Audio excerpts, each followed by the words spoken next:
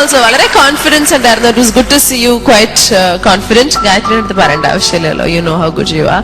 ഇനി എങ്ങനെ ഉണ്ടായിരുന്നു ടെക്നിക്കാലിറ്റീസ് ഒക്കെ നമുക്ക് ചോദിക്കാം.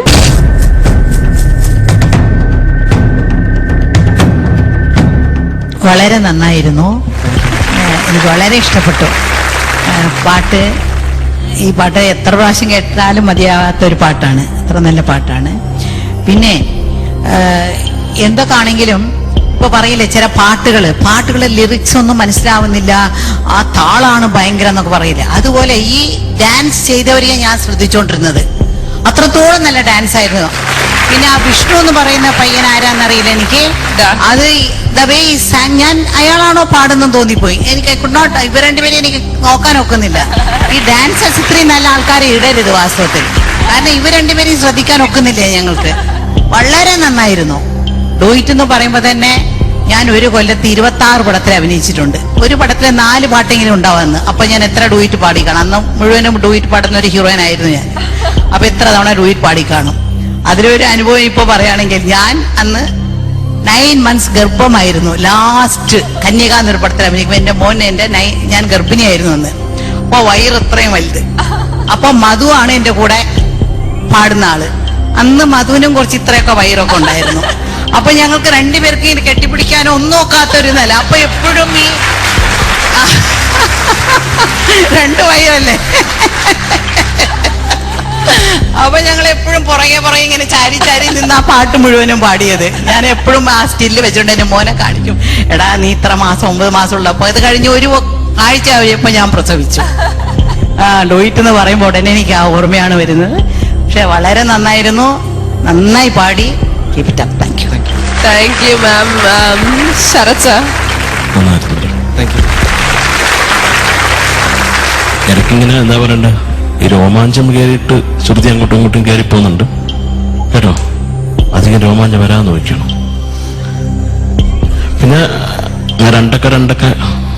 രണ്ടക്ക കുറച്ചും കൂടെ ടെമ്പോയിൽ വേണം അവന്. അത് ആദ്യമൊക്കെ കുറച്ച് അവിടെ കിടന്ന് ആടി കളിക്കുന്നുണ്ടായിരുന്നു കേട്ടോ, അത് ശ്രദ്ധിച്ചോ.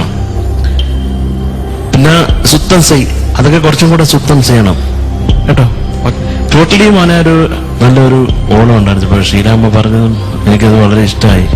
ഇത്ര ഡിബേറ്റ് പാടിയതാണ്. ഇത് ഭയങ്കര ഒരു ഇതായിട്ട് തോന്നിയ ചിത്രത്തിന്റെ പേര് കന്യകയും നായിക ഗർഭിണിയും. തമാശ.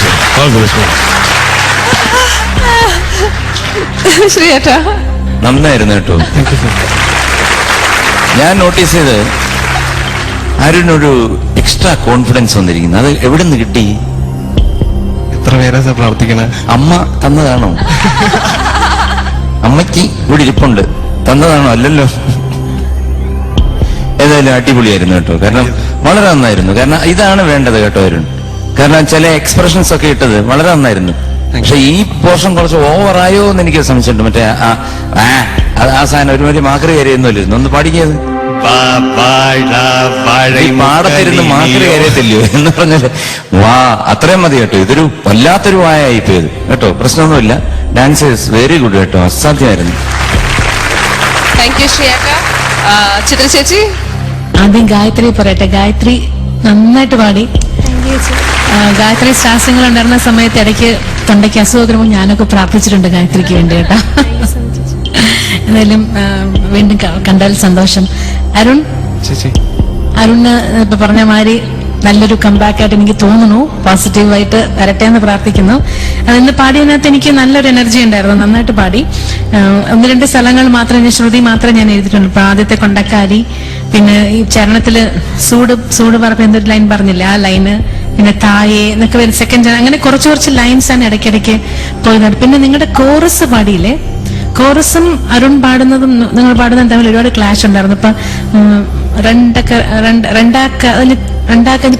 എന്താ വരില്ലേ, അത് എപ്പോഴും ക്ലാഷ് ആയിക്കൊണ്ടിരുന്നത്. അവര് പാടുന്ന നിങ്ങൾ പാടുന്ന ഭയങ്കര വ്യത്യാസം ഉണ്ടായിരുന്നു. അസലായിട്ട് ചെയ്തു, അസലായിരുന്നു, ഭയങ്കര നല്ല രസം.